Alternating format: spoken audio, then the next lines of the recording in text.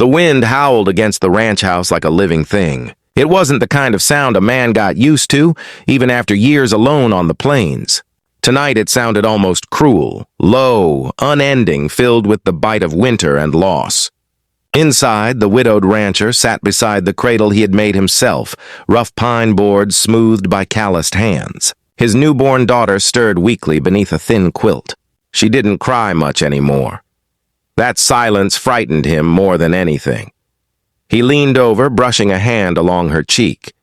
Her skin felt too cool. The fire in the hearth had burned down to coals, but the child's breath came shallow, quick. He'd tried the cow again earlier that day, but the animal had been dry since the first frost. He'd mixed oats and water, tried feeding the baby with a rag-dipped spoon, but most of it dribbled down her chin. He whispered, "You've got to hold on, darling. Just a little longer." The words vanished into the shadows, useless against the cold. His wife's face flashed in his mind, her soft hair, her laughter echoing through this same cabin only months ago. The birth had taken everything from her. She'd smiled at him once before she went still. Now the memory of that smile sat heavy on his chest, heavier than the snow piling outside. He stood, pulling on his coat, cracked leather stiff with age.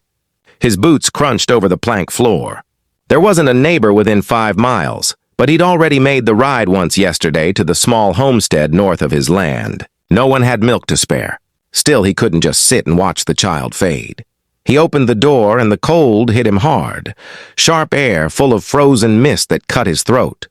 The sky was black, save for a half-moon silvering the drifts. He saddled his horse by lantern light, hands trembling more from fear than from frost. "We're going, boy," he muttered, tightening the reins. "We're finding her something." He rode out into the night. The prairie stretched endless, ghostly white under the moon. Each hoofbeat sounded like a clock counting down the baby's life. Wind tugged at his hat and filled his eyes with tears he told himself were just from the cold. The first cabin he came to was dark. He knocked, waited, then knocked harder. After a long silence, a face appeared in the window, an old man, wary. "Ain't got none," the man said before the rancher could even speak. "Cow dried up weeks ago. Ain't nothing for miles." The rancher tipped his hat in thanks, though his throat ached too much to speak. He turned his horse toward the next ranch. By the second stop, his fingers were numb, the horse's breath steaming heavy in the air. The woman who answered the door looked half asleep and scared. When he asked if she had any milk, her face softened, but she only shook her head. "There's nothing left till spring, mister. You best get home before the storm breaks." He nodded again and rode on, heart hammering. The baby's tiny face kept appearing before him, pale and still. He imagined her crying out for her mother, but the sound existed only in his head. An hour later, the snow began again, slow at first, then faster, thick flakes swirling in the lantern's beam. He hunched low in the saddle, trying to block the wind.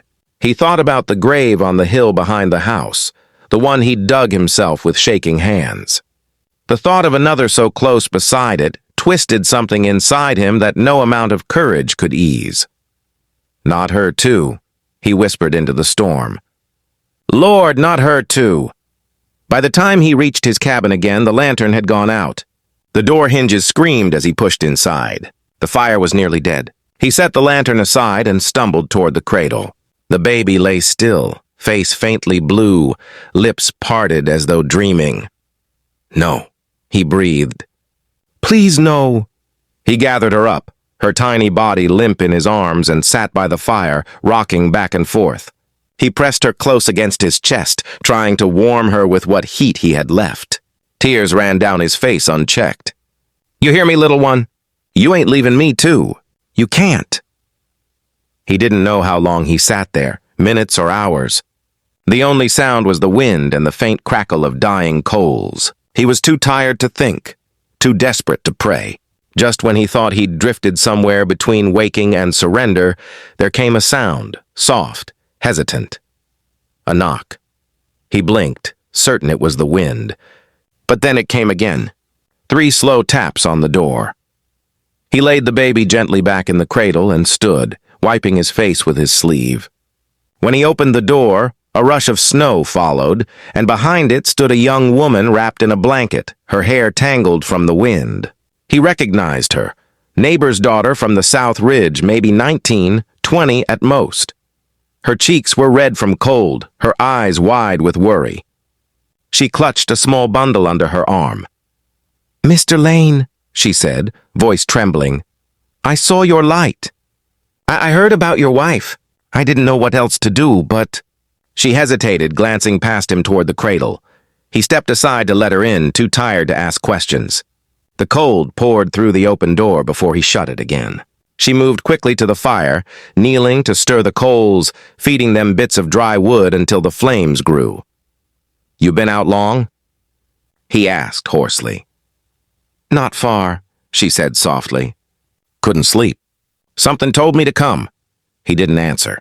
His eyes were on the cradle, the baby still barely breathing. The girl followed his gaze and drew a quiet, steady breath. "She's hungry, ain't she?" He swallowed hard and nodded.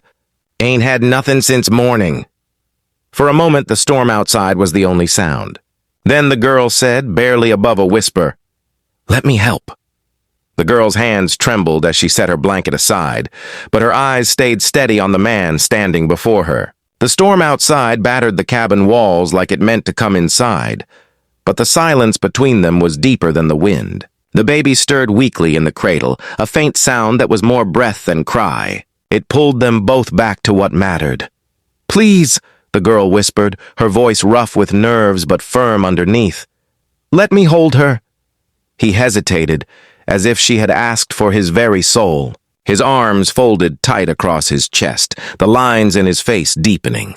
"You don't have to—" "I know I don't," she cut in gently. "But she needs it."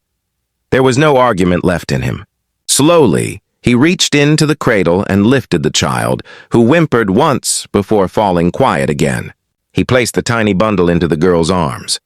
She cradled the newborn as if she'd been waiting her whole life for that moment, rocking her gently, whispering little things only a mother would know how to say. The firelight softened the sharp edges of the room. Her hair gleamed warm in the glow, her breath shallow but calm. The baby began to root against the blanket, hungry and restless. "She's starving," the man said hoarsely, almost to himself. The girl nodded.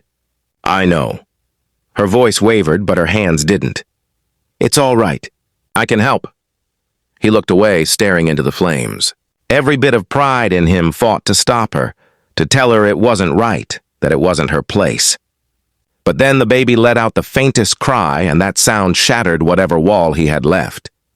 He turned back, his voice cracking. "If you can save her, please." The girl nodded once, her eyes meeting his with something quiet and steady, something that didn't ask permission anymore. She moved toward the chair near the fire and settled down, wrapping herself in her blanket again, the baby pressed close to her chest. The little one stirred, fussed, then grew still. The sound that followed, a soft sigh of contentment, seemed to fill the whole cabin with warmth. The rancher turned away, his throat tight. He busied himself with the fire, though it no longer needed tending. He wasn't sure whether to thank her or to weep. The woman before him had known his wife. She'd come by once or twice in the summer to trade eggs for flour. Now she was sitting in his chair, holding his child against her heart like she'd been born for it. Minutes passed, maybe more. The howling wind outside faded into a dull hum, like the world had decided to leave them be for a while. When he finally turned back, the baby was asleep, the girl's face soft with relief. She looked up at him, eyes glassy from tears she hadn't let fall. "She's gonna be fine now," she said quietly. She just needed warmth. "And love." He sat down across from her, hands dangling between his knees. The heat from the fire touched his face, but it didn't reach the ache in his chest. "You came all this way," he murmured. "In this storm. You could have froze out there." "Shadi."